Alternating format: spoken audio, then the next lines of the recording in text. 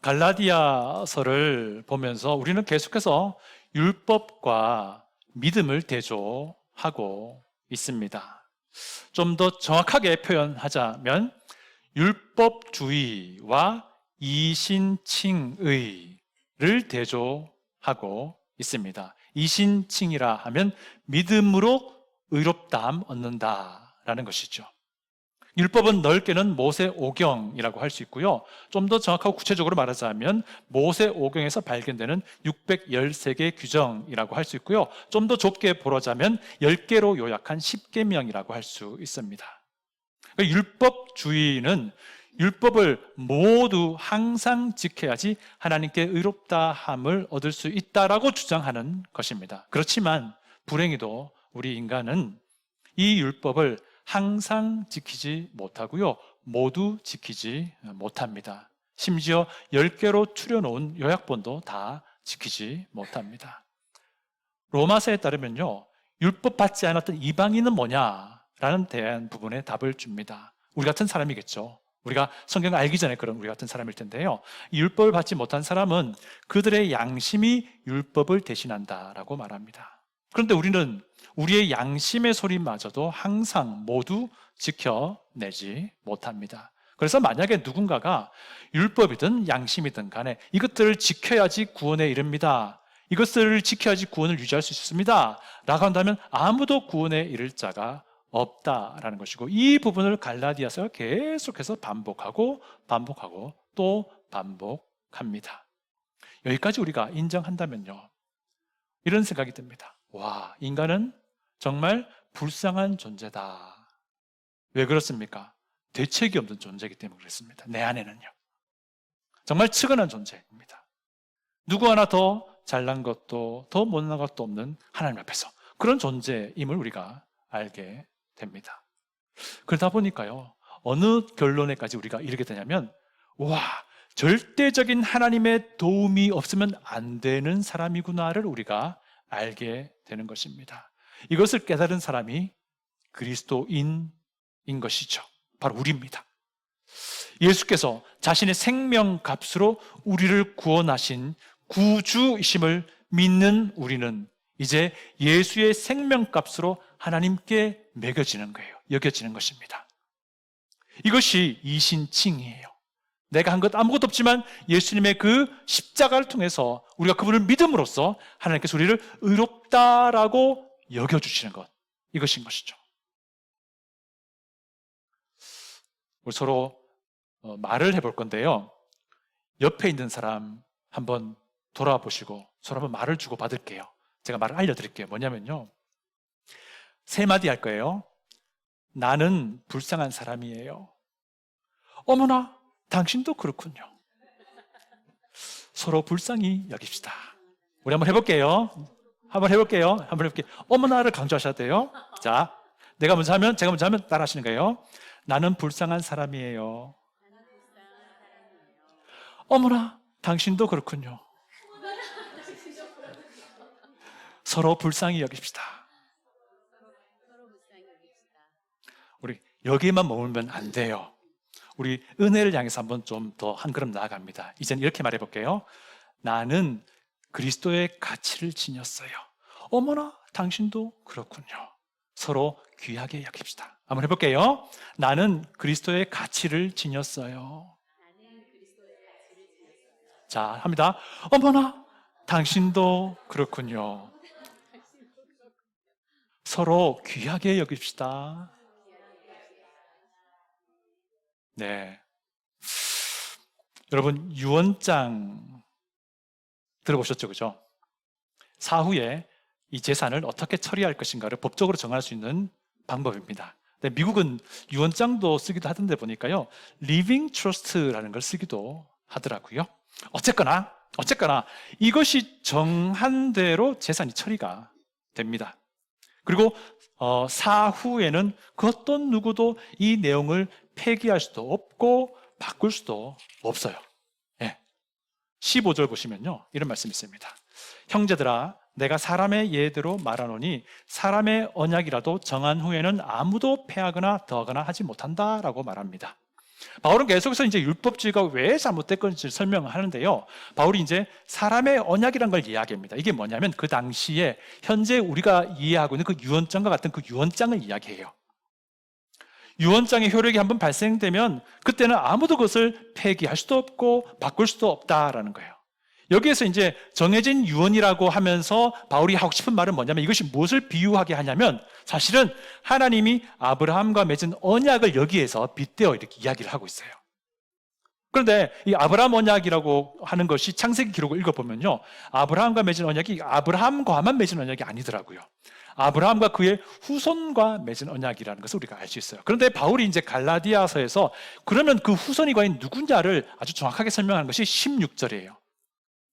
이 약속들은 아브라함과 그 자손에게 말씀하신 것인데 여럿을 가리켜 그 자손들이라 하지 아니하시고 오직 한 사람을 가리켜 내 자손이라 하셨으니 곧 그리스도시라는 겁니다. 이 자손이 예수님이라는 거예요. 여러분 기억해 보세요. 예수님이 십자가에 달려 죽기 전날 밤 마지막 만찬이었습니다. 제자들과 식사를 이제 하시는데요, 유월절에 먹는 정말 밋밋하고 딱딱한 과자 같은 빵을 나눠줘요. 그리고는 잔도 서로 나눕니다. 예수님이 이 잔을 들으시면서 이렇게 말씀하세요. 이 잔은 내 피로 세운 새 언약이다 라고 말씀하세요. 이 말이 무슨 말인지 우리가 압니다. 누구든지 죽으시고 부활하신 예수를 믿으면 하나님의 의롭다함을 얻는다는 것입니다. 영 죽을 죄에서 구원 얻는 은혜를 얻게 된다는 것입니다. 예수를 믿음으로써 영생의 축복을 얻게 된다는 거예요. 믿음으로 구원의 은혜를 얻는 이것에 대해서요, 사실 아브라함 언약에서 이미 이야기하고 있어요. 그러니까 어떻게 이야기했냐면요, 앞으로 모든 민족들이 아브라함 안에서 복을 받든지 저주를 받든지 라고 아브라함 언약에서 이야기하고 있었어요. 그래서 아브라함도 믿음으로 의롭다함을 얻었고 우리도 그 원리를 따라서 예수를 믿음으로 의롭다함을 얻는다라는 것이고, 이 의롭다함을 얻은 삶을 살아가는 것 또한 역시 믿음으로 살아가게 되는 것이다 라고 이야기를 하고 있습니다. 이 이야기를 한 4번, 5번 정도 들으셨을 거예요. 아마 갈라디아서를 강의하면서. 앞으로도 더 들으실 수도 있어요. 지루하리만큼 이신칭의를 이야기합니다. 지금 다루고 있는 내용도 마찬가지예요. 이게 예수님의 십자가 이야기예요, 사실은요. 예수님이 죽었다가 살아났다는 이야기입니다. 예수를 믿음으로만 구원 얻는다는 이야기입니다. 내 행위가 아니라 믿음으로만 의롭다함을 얻는다는 이야기입니다. 성화의 삶을 사는 것도 믿음으로 살아내게 된다는 것을 이야기합니다. 이것을 통칭해서 우리는 복음이라고 말합니다. 여러분, 우리가 복음을 알면 알수록요, 내 안에 문제가 무엇인지 보이게 됩니다. 우리가 복음을 알면 알수록 내 안에 문제가 무엇인지 보이니까 이제 믿음으로 이 문제가 해결되어 나가는 것을 또 보게 됩니다. 그런데 있잖아요, 정작 우리의 또 문제는요, 이 복음을 잘 잊어버려요. 잊어버린다는 것이 머릿속에서 잊어버린다는 그런 의미가 아닙니다. 복음이 내 삶을 통제하고 지배하게끔 하는 것을 자꾸 거부하게 되는 일이 벌어진다는 것입니다. 복음을 주목하기보다는 내 존재감을 더 주목하게 돼요. 이럴 때면요, 우리는 영락없이 누구나 마찬가지입니다. 어긋난 딴 길에 발을 자꾸 디디게 됩니다. 여러분, 우리 이신칭의의 은혜를 맛본 사람은요, 이 복음 이야기를 들을 때마다요, 기뻐합니다. 이 복음 이야기를 들을 때마다 내 문제를 또한 발견하게 되고요, 이 복음 이야기를 들을 때마다 내 문제가 믿음으로 해결되어 나감을 기대하게 됩니다. 복음 이야기를 들으면서 그리스도께 더 겸손히 나아가게 되기 때문입니다. 그리고 그 겸손함으로 내 지체를 대하게 되기 때문입니다. 이것이 복음의 능력입니다. 이것이 이신칭의의 은혜가 주는 축복입니다. 17절을 보면요, 아브라함 언약이 한 번 정해진 유언인데 그 뒤에 430년 뒤에 생긴 율법이 아브라함 언약으로 시작된 이 이신칭의, 이 유언을 폐기하지 못한다고 바울이 말하죠. 그러면 이런 질문이 생기죠. 율법이 왜 주어진 겁니까? 쓸데없는 율법을. 율법을 통해서 성령 하나님이 임하는 것도 아니고요, 율법을 통해서 하나님께 의롭다함 받는 것도 아닙니다. 율법을 지킨다는 의미입니다. 율법을 지킴으로써 아브라함의 복을 받는 것도 아니에요. 오직 믿음으로만 되는 거니까요. 율법을 지킴으로써 만약에 생명을 얻으려고 한다면 오히려 그 율법의 저주 아래 갇혀버리게 되는 꼴이 된다라고 이야기합니다. 그러면 왜 하나님은 애시당초 이 율법을 주셨느냐? 이미 기억하고 계시겠지만 율법을 통해서 내 죄를 보여주는 거예요. 내 죄를 알려주는 것입니다. 내가 죄인됨을 진정으로 깨닫게 하기 위함입니다. 19절 보면요, 이런 말씀이 있습니다. 그런즉 율법은 무엇이냐? 범법함으로 더하여 진 것이라. 천사들 통하여 한 중보자의 손으로 베푸신 것인데 약속하신 자손이 오시기까지 있을 것이다. 율법은 그 자손, 예수께서 오실 때까지 범죄들 때문에 덧붙여졌다라고 말합니다. 이 범법 때문에라 함이 바로 율법의 규정을 통해서 무엇이 죄인지를 알려주는 것이고요. 그리고 그것을 알 때에 인간이 그 죄들로부터 자유롭지 못한 존재임을 알려주는 것입니다. 그렇게 될 때에 율법은 그런 인간을 심판하신 하나님의 근거가 되는 것입니다. 물론 율법을 알지 못하는 이들에게는 그 양심이 율법을 대신하는 것이고요. 결국 22절을 보니까 이런 말씀합니다. 그러나 성경이, 여기서 말하는 성경은요, scripture, 기록이라고 하는 것이고요. 율법 기록이라고 문맥상에서 이해됩니다. 그러나 율법 기록이 모든 것을 죄 아래에 가두었으니 이는 예수 그리스도를 믿음으로 말미암는 약속을 믿는 자들에게 주려 함이다 라고 말합니다.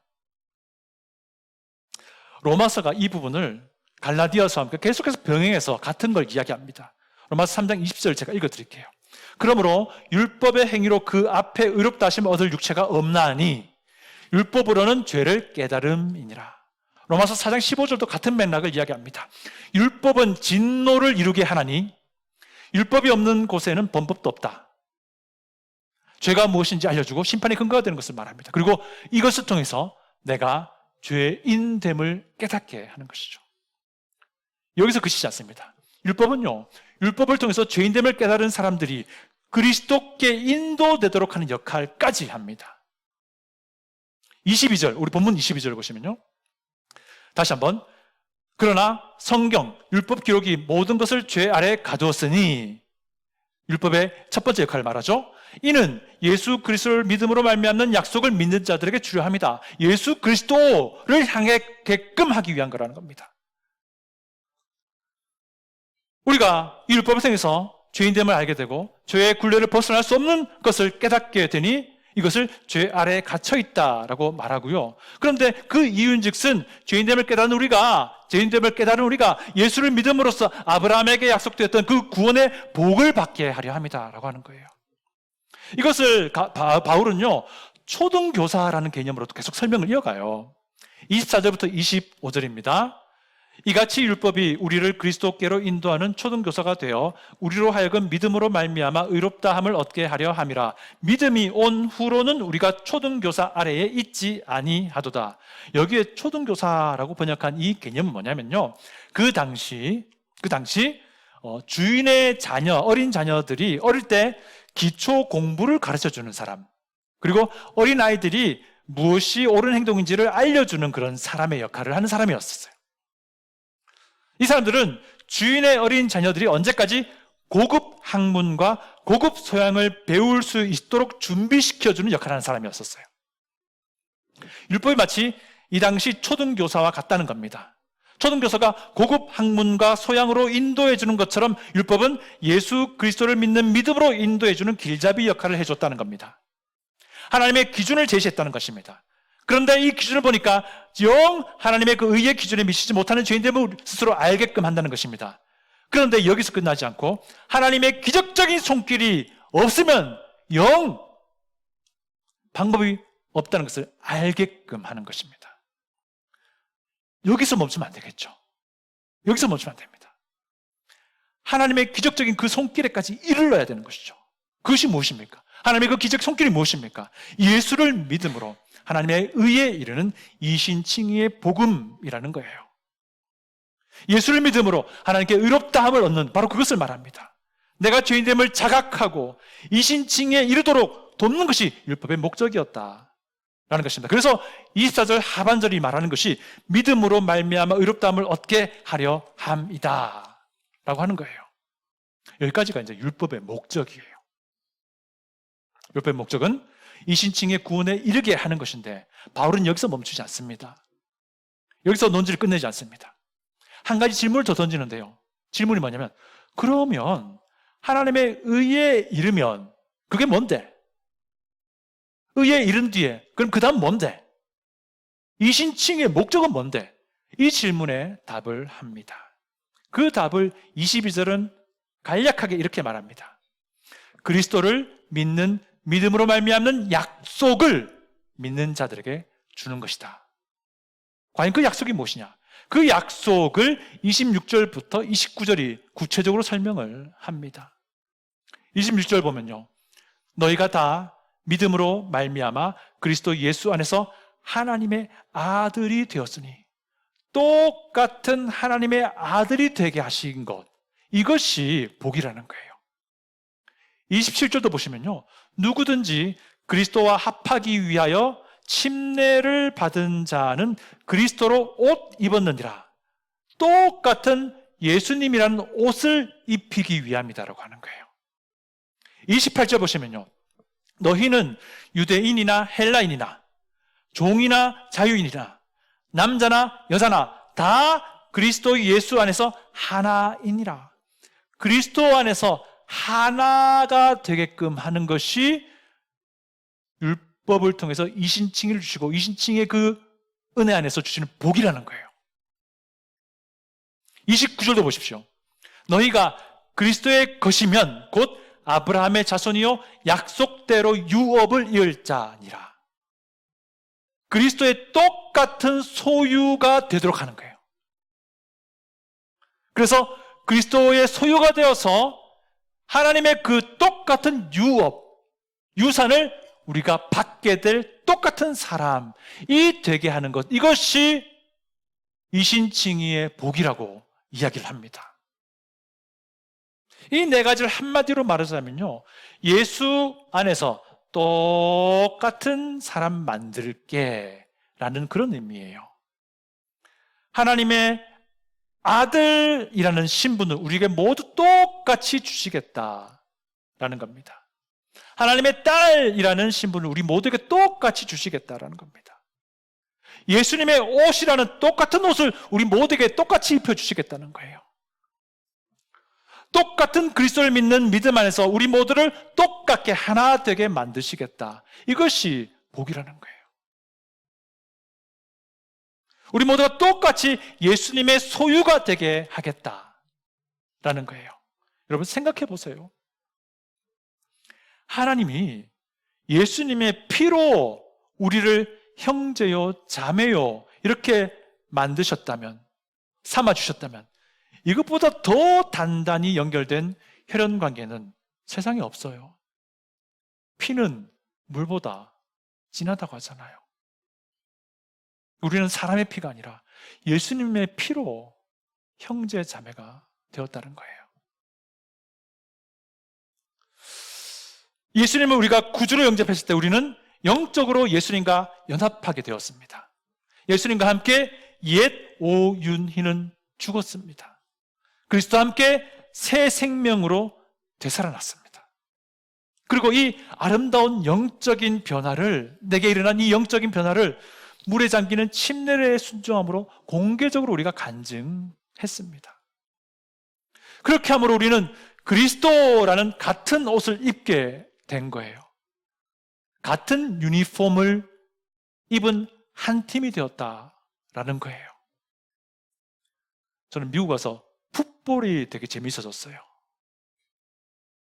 풋볼 하는데 어떤 놈 하나가 거꾸로 달려나가면 게임이 안 되잖아요. 같은 유니폼을 입혀 놓으셨는데 우리를요, 예수님이라는 유니폼을 입혀 놓으셨대요. 저는 달라스 카우보이를 좋아하는데요, 달라스 카우보이의 유니폼보다 더 귀한 게 예수님의 유니폼입니다.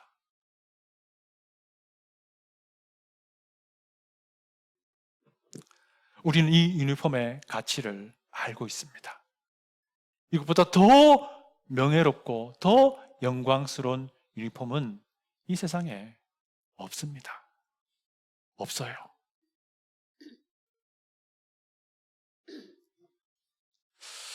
그렇게 우리가 침례 순종함으로 우리는 주님의 몸된 교회의 지체가 되었습니다. 주님의 몸된 교회에 더해져서 주님의 한 몸 되었다는 겁니다.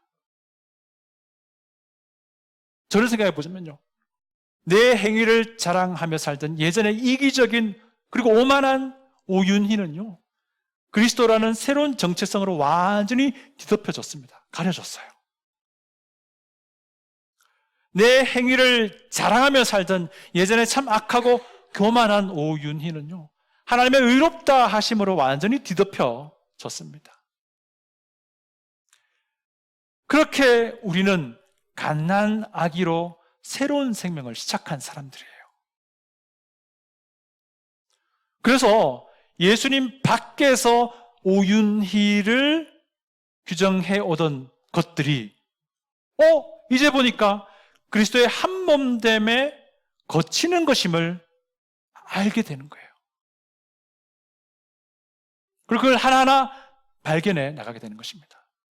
그리고 발견할 때마다 하나하나 포기해 가는 삶을 살아가게 되는 겁니다. 그렇게 우리는 자라는 거예요. 그렇게 우리는 그리스도 안에서 한 몸됨이 참 거룩한 것이구나를 알아가게 되는 것입니다. 그렇게 우리는 그리스도 안에서 한 몸됨이 귀한 것이구나를 알아가게 되는 것입니다. 하나님은요, 모습도 성품도 다른 우리가 그리스도 안에서 새로운 정체성을 지닌 같은 부류로 여기 땅 하며 시작시키신 거예요.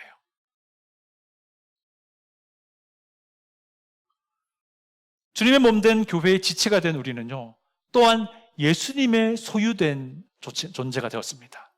왜 그렇습니까? 교회는 예수님의 것이기 때문입니다. 예수님이 교회를 처음 언급하시면서 말씀하실 때 내가 이 반석 위에 내 교회를 세우겠다 말씀하셨습니다.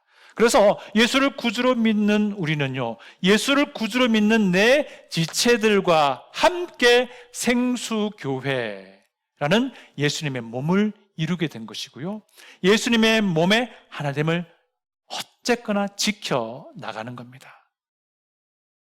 예수님의 몸 안에서 우리는 서로의 허물들을 볼 때가 있습니다. 서로의 실수들을 볼 수가 있어요.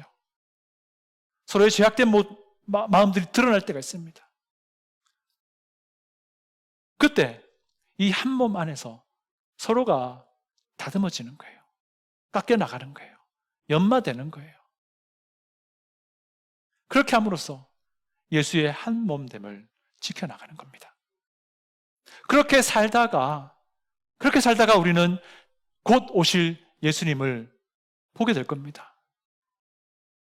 그런데요, 그때에도요, 우리는 똑같은 부활한 몸을 가지고 서게 될 거예요. 내 부활한 몸이 더 좋은 부활한 몸이 아니에요. 똑같은 부활한 몸을 가지고 과거에 부활하셨던 이제는 재림하신 예수님을 보게 될 겁니다. 그리고 내 옆에는 나와 똑같은 부활한 몸을 가지고 있는 내 지체가 서 있을 겁니다. 심지어 온 세대에 걸친 모든 믿는 자들이 나와 똑같은 부활한 몸을 가지고 인종, 국적, 차별 관계없이 함께 주님께 나아가서 주님이 내게 잘했다 칭찬하며 주셨던 면류관을 벗어 주님께 올려드리며 주님의 이름을 예배 드릴 것입니다. 그 옆에 지금 생수교회에서 한 몸 되게 하신 내 지체가 나와 똑같은 부활한 몸으로 서 있게 될 것입니다.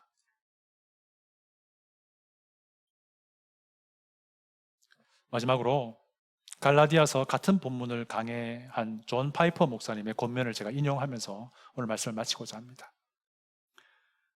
이 본문이 우리에게 주는 교훈은 무엇입니까?